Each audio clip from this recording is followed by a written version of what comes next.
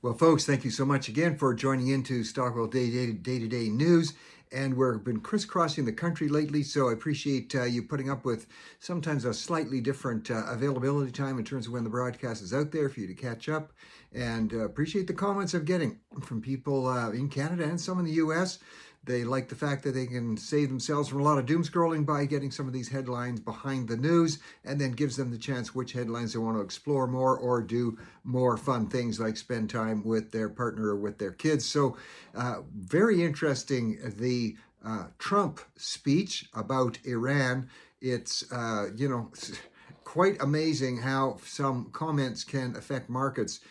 For instance, the markets, if you look at one of the broadcasts, but one of the major Bloomberg broadcasting, it said that the traders trigger euphoric rally with Iran. This is right after President Trump indicated that it looks like maybe 2 to 3 more weeks on the war. We're not sure, but how quickly things can change. In Reuters, they talk about Wall Street rallies just based on what President Trump had said about the war. And Reuters also go on to talk about markets surge on the thought of a 2 to 3 week outlook. So markets moving, oil moving down a bit from 106 to Brent crude down to, about 105. And we'll see where all it's going to be temporary. We know that when there have been situations in the past, markets don't like uncertainty. Markets do not like war because war is pretty uncertain. And things rebound quite strongly. So we'll see. My bet is that's going to be the case here if it goes the way the U.S. Hopes over the next couple of weeks. The problem here, one of the problems that President Trump keeps talking about, and I'm going to have to say with some justification, is the fact that the EU countries strangely appeared to just sit on the sidelines. And one of the things that's rocking the markets around the world is the Strait of Hormuz. We talk about that a lot here in the Middle East, where so much shipping goes through. And if you can't get through that strait, you have to go way down around the southern end of Africa and take other routes, and it's much more expensive. But the EU saying they may not be actually getting involved in helping either patrol the Strait of Hormuz or supply military backing, and quite frankly, that's gotten the U.S. a little upset. I kind of don't blame them. If we remember, and I've talked about this before on the show, that in the First World War, the Second World War, Canada and the U.S. were ready to step up when the European countries were being threatened by, certainly in the Second World War, by Hitler and by other forces at work in the First World War. And Canada and the U.S. are both stepped up pretty strongly in Afghanistan. And now we see these EU countries saying, I don't know, maybe not. And yet, who was first to step up when Ukraine was getting involved by being attacked by Russia? It was the U.S. to the tune of billions and billions of dollars. So Trump getting a little bit concerned there, and I have to admit, it kind of makes me wonder what the EU is about. It's a lot of it is weak leadership that is fearful, leadership that doesn't like to stand up, for instance, to the Islamic vote in their countries and to other votes. So we'll see what happens, but we do know that Iran and their leaders, they are not dummies. They watch the mainstream media very carefully, and when they see that the media seems to be putting pressure on Trump and seems to be putting pressure against the war, they kind of get the feeling, if we can just wait it out. They're smart enough to know that mainstream media has a way of affecting a majority of the population of our countries, and it's actually our own media that can actually help Iran to win the war. So it's a bit of a watch and wait and see who's going to give up first. And keep in mind that with Iran, with their leadership, with their particular brand of Islam, it is their view. They have what's called an apocalyptic view of the universe. The regime there, and especially its leaders, believe that they have a special calling to incinerate Israel forever and possibly to bring in a third world war so that their breed of Islam can actually form a worldwide caliphate, a worldwide kingship, as it were. Whoever is leader, the Ayatollah, was hoping and fancying that maybe he would be the so-called 12th Imam. That's the prophetic individual who's supposed to bring about the end of the world. They promise their radicalized young men that if they go to heaven for murdering other people, and they will find 72 virgins waiting for them in heaven. And the Iranian regime and this particular brand of Islam, they claim, and their fighters claim, they are going to win because they love death and we fear death. These are the things we're up against. And the development, as has been proven now daily, the ability for Iran to defend itself was getting to the place where it was almost unable to be attacked with their massive, massive development of drones and ballistic missiles and anti-ballistic missiles. That's their ability to shoot down stuff coming at them. The fact that they've been lying about the distance that they could fire missiles, having seen now their missiles going up to 2,500, almost 3,000 miles within striking range of European cities. And the drone, they don't have the sophisticated way of protecting themselves, like, for instance, Israel's dome of missile protection, the Iron Dome.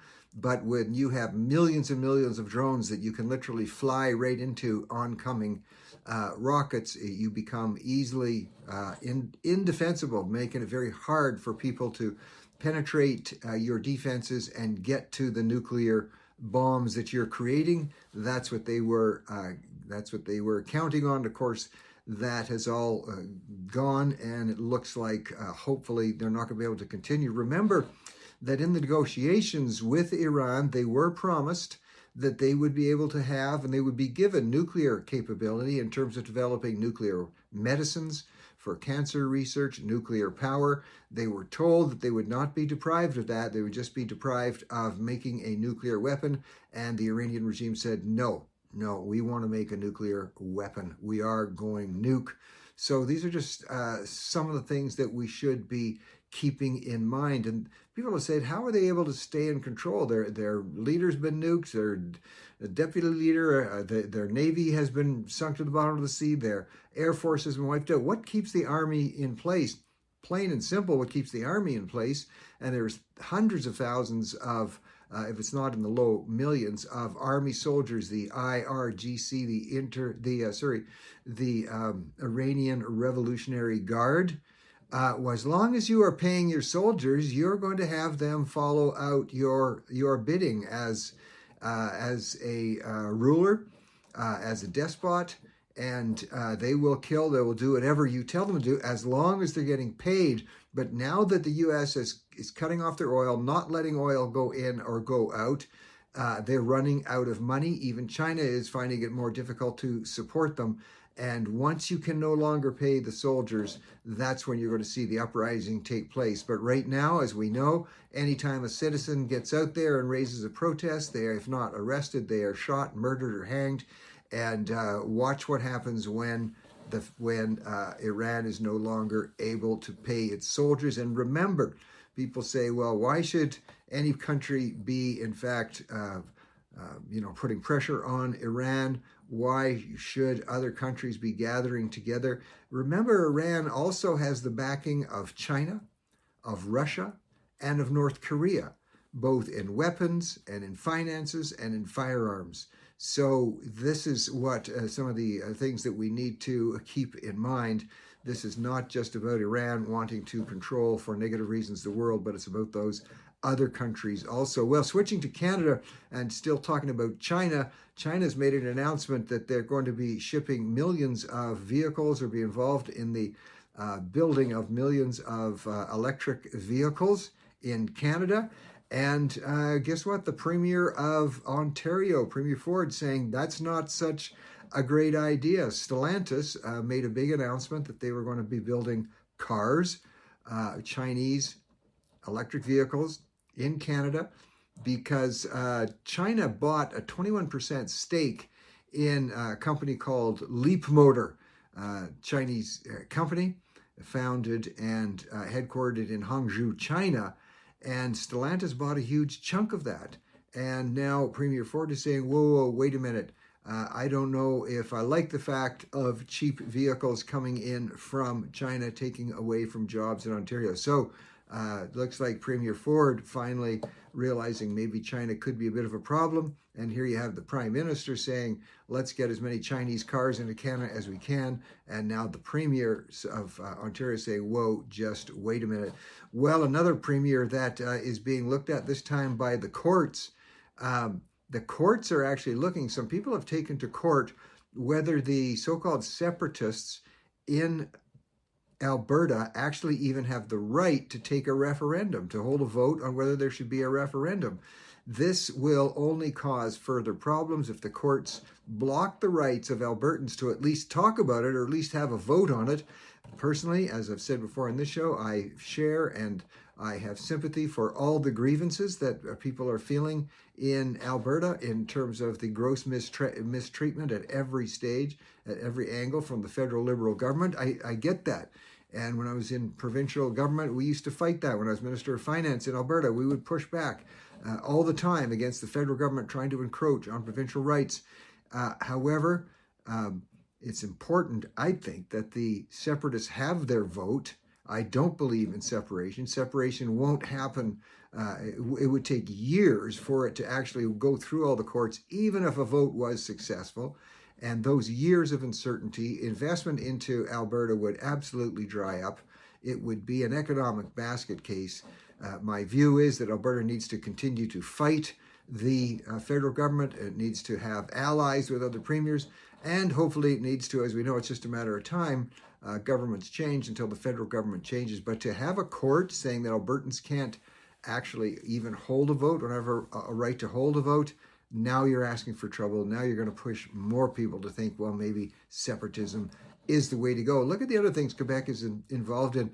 Many of you have heard of the giant worldwide security company called Garda World, and they have a huge Canadian subsidiary. It is founded, it does exist. It's Montreal-based in the province of Quebec, and they make billions of dollars and sell billions of dollars of security-related equipment around the world. As a matter of fact, they won a $300 million contract to build one of the detention centers in Arizona where illegal immigrants would be held until trial. And that's the U.S. size of the contract is $300 million. And we have outlets, news outlets like Canada's taxpayer-funded Canadian Broadcasting Corporation and others trying to bring all kinds of pressure onto the Canadian government to not let a Canadian business have access in terms of hiring employees to work in Quebec and building these structures.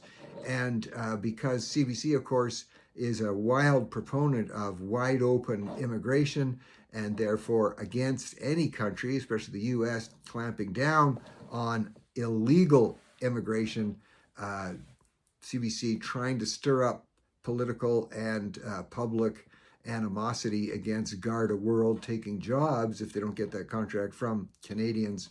So interesting to watch how we get involved, how the government gets involved so much in business just because of their political leanings. You want something sweet to think about? This is just inserting this in the middle of the broadcast because we're talking about some pretty heavy duty stuff. Hershey's Chocolate has made a big announcement that it is going back to its classic recipe products because Hershey's, of course, owns Reese's Pieces, Reese's Buttercups. I love those things. And Reese's sold a long time ago, way back in about 1918, they sold to Hershey's. And the founder of that was a man by the name of Mr. Reese. His grandson has been taking Hershey's to task because they found out they've been pulling back on the real chocolate just a little bit, pulling back on some of the real butter that's going into the making of the Reese's peanut butter cups. And they actually raised quite a ruckus on it, even looked at going to court. And Hershey's has said, sorry, we'll put back that chocolate, we'll put back that butter, we'll make those Reese's Pieces take better and better than anything and ever. So there you go. It just shows citizens standing up can get some, sweet results. The UK has just announced they are stopping police officers from having the ability to arrest people on so-called hate-based laws. They have said And the police officers across the country have said we're just running ourselves ragged because of the human rights tribunals there, much like in Canada, where citizens can report on their neighbors for making hate-based statements that hurt their feelings. And then police have to show up at the door. They arrest people. People go to jail. And UK is dropping that policy. That's a very significant and very wise, I might add, change. And they're doing it just at the time that Canada is indicating it's going the other way with the passing of Bill C-9, taking away what's called the good faith provision, which would protect people from reading their own religious texts and talking about them, and also having the combination of these human rights tribunals, which do not have to follow normal rules of evidence, which can have people arrested and dragged into human rights courts without the usual safety provisions that you'd find in the broader criminal justice system. And here we have Canada going the exact opposite way. The UK has learned some brutal lessons about how crazy this policy was. Canada now seems to, with Bill C-9, which is restricting certain religious texts from being read, or even, in fact, whole books of the Bible, Canada going the opposite direction.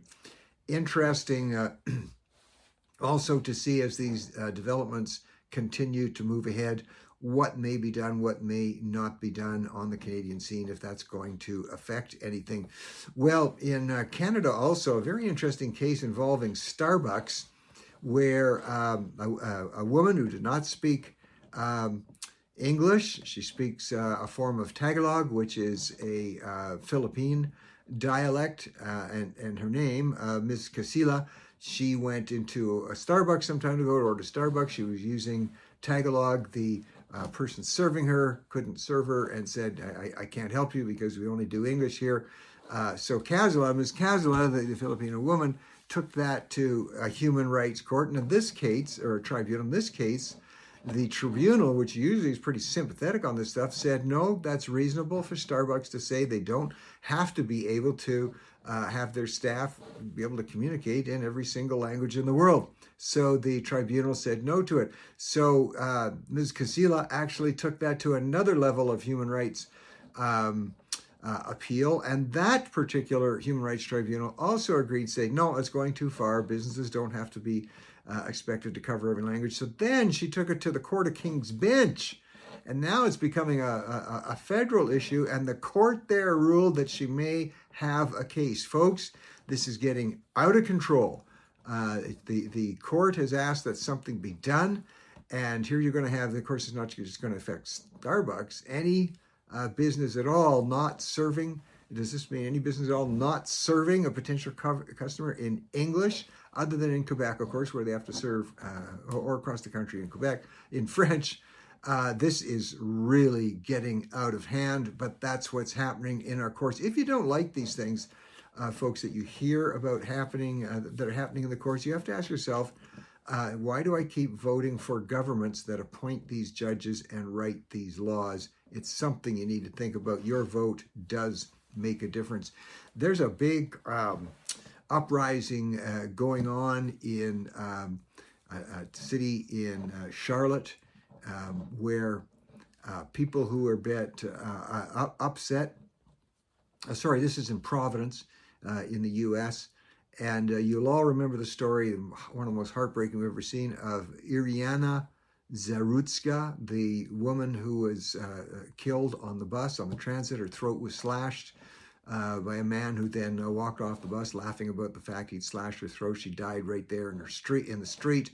And people are saying it's important that this be remembered. And so a local business had an artist put a painting up on the side of the building. Now, it's not graphic, but it does have the woman. You do recognize who it is. There's no blood. You can't see any of that, but it's saying, let's not forget Iriana and what happened to her. And the business was actually a bar that was owned by and patroned by the LGBT community, who had put that up in honor of Iriana. And that's created a huge amount of controversy. The mayor saying that's got to come down. We shouldn't be reminding people about those type of things. I'll let you decide that. The person who did the killing, DeCarlos Brown Jr., of course, is in jail. We're still waiting to see what he faces there. So Interesting how these things can take on certainly lives of their own. Well, Pam Bondi, the Attorney General of Donald Trump, he has fired her.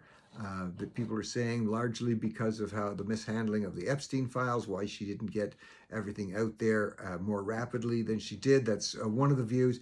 But, ministers or secretaries, as they call them in the U.S., working for presidents, usually their lifespan is not that long. President Barack Obama went through a number of attorneys general. Biden had a number of attorneys general. And here goes Pam Bondi. So a lot of people will be speculating on why that happened. Well, the Canada-U.S. relationship may continue to be strengthened. I talked about this yesterday with the moonshot called Artemis 2, a Canadian being invited on board. There's only 4 astronauts. One of them's a Canadian. And this amazing venture into space where these astronauts will go further from Earth than anybody has ever gone before. They'll circle the moon. They're testing out the ship there for an eventual moon landing again. And not just a moon landing, but the goal is to establish an actual base on the moon where products can be manufactured that have never been manufactured before because of the almost zero gravity there, all kinds of things. And even as prepare a mission for Mars, stunning stuff going on. Probably also motivated by the fact that China has said that they're going to have a space station on the moon by the year 2030. The U.S. says not going to happen. They're going to have theirs up there by 2028, they say. So Canadians, I guess at times saying, well, maybe the Americans aren't all that bad because they're letting our guy fly with their people. We'll see how that works out. It's just an exciting time to see the technology involved there. Is there risk? Of course there's risk. There is risk in life. Do you shut it down because there have been some tragedies in the past? And my thought is no. The need to explore, the need to develop breakthroughs in all types of things for the advancement of the human race is important. And there are people willing to take calculated risks. Well, something that isn't a risk, something that is a high risk, actually, in the country of Nigeria, the United Nations continue to ignore the slaughter and the murder of Christians in Nigeria by Muslim groups, these radicalized soldiers who sweep through the countryside and just on Easter Palm Sunday weekend in the community of Gariya Way in Nigeria, one of the provinces called Plateau. The estimate is up to or more than 50 people murdered at church at a Palm Sunday service. Bike riders, motorcycle riders, and others coming up and slaughtering the people there. There is no outcry from the United Nations. There is zero outcry that I can see from mainstream media. If it had been any other religion, quite rightly, you would see a lot of concern. Nothing here, nothing from the UN, nothing from mainstream media. That's something that is incomprehensible to me. It doesn't matter what religion a person is. If people are being slaughtered for their beliefs, we should be standing up, speaking, and doing something. But the UN, as in many of these cases, stays silent. Well, Paula White-Cain is a name you may or may not know. She is the spiritual advisor to President Trump. She's gotten a little hot water now because they were having a ceremony. They were presenting President Trump with some things and actually had a time of prayer for them. And she said words to the effect of, just as Jesus was persecuted, just as he suffered, she said, Mr. President, you also have suffered. You also get persecuted. And of course, the internet went completely berserk. She was not saying, I read through the remarks carefully, watched it carefully. She was not saying by any way, shape, or form that Trump was like Jesus. I have met Paula White-Cain. She's a very reasonable woman. Actually, her message goes out to all of us that just as Jesus got persecuted for doing and saying what was right, we all can do that.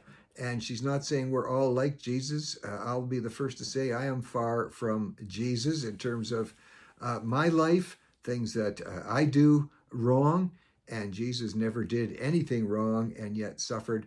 what she was doing was saying, folks, you're going to suffer in life. There is going to be suffering. This is part of life. It's not to mean it's right or good, but it's the way it is. And so we'll see if the mainstream media calms down, and hopefully Paula White Cain will not go through any persecution just like Jesus did. Thanks for staying in tune with us today. Tune in tomorrow, folks. Love your comments. Keep them coming in. Bye now.